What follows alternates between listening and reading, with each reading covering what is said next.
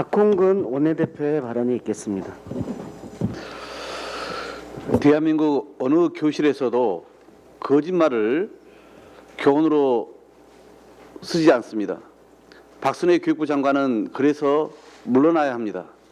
한국행정학회, 정치학회의 논문 투고 금지 처분만으로도 자격 미달입니다.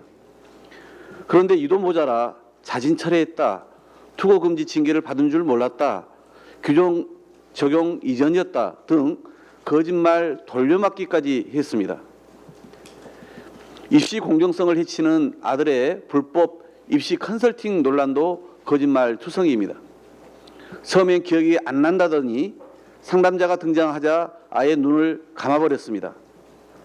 교육부 장관이 거짓말쟁이라니 학생들 앞에 저도 고개 들기가 어렵습니다. 그러니 일선 선생님들이나 학부모님들은 오죽하겠습니까? 부적격 인사를 청문회 없이 임명하면서 교육 현장도 쑥대밭이 되었습니다. 만 5세 취학 연령 하향 추진으로 국면 전환을 노렸지만 학부모들의 역대급 분노를 자초하면서 본전도 못 찾았습니다. 부랴부랴 대통령실은 공식화가 아닌 공론화라며 말을 바꿨고 박 장관도 국민이 원치 않은 정책은 폐기될 수 있다라며 발을 뺐지만 늦었습니다. 어떤 정책보다 섬세해야 할 백년대계 교육 정책을 아니면 말고 식으로 뒤엎은 무책임한 태도에 국정 혼란과 정책 불신만 가중되고 있습니다.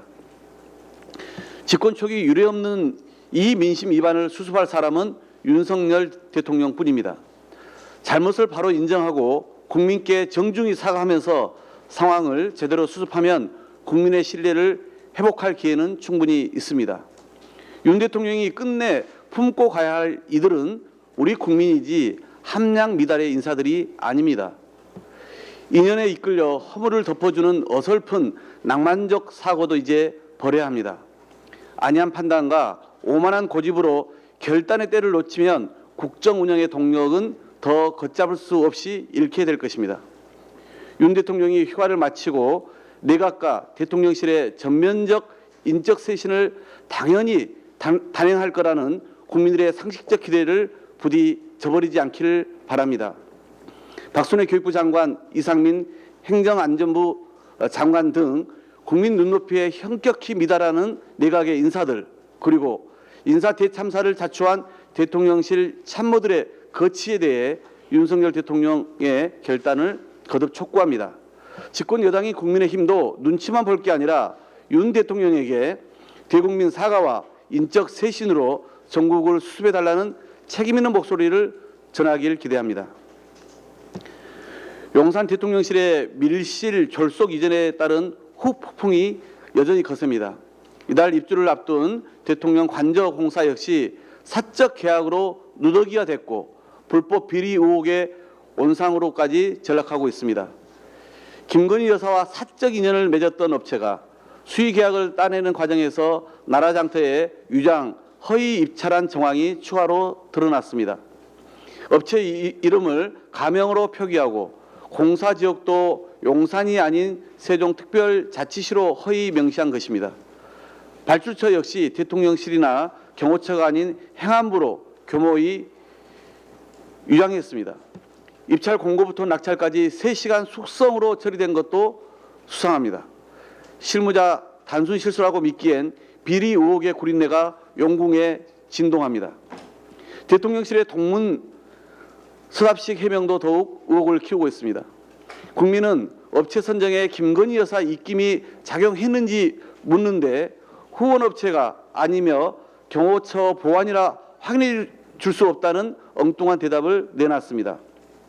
국민 세금을 어떻게 썼는지 묻는데 보안이니까 끝이란 말입니까?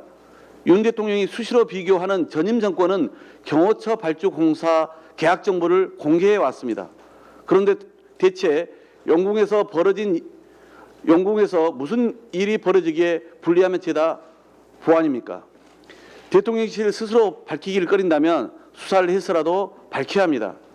대통령의 최측근 검사들로 채워진 공직기강 비서관실이나 윤석열 법무장 비리의 방패 역할을 한 법률비서관실 등 내부 조사는 신뢰하기 어렵습니다.